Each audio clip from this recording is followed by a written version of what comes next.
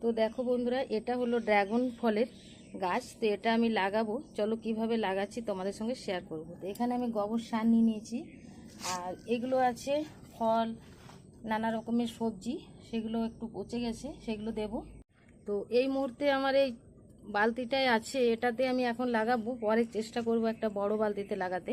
প্রথমে আমি এই খোলা কুচিগুলো দিয়ে দিচ্ছি যাতে জলটা বেরিয়ে যায়। তারপর এই যে দিচ্ছি সবজির খোসাগুলো,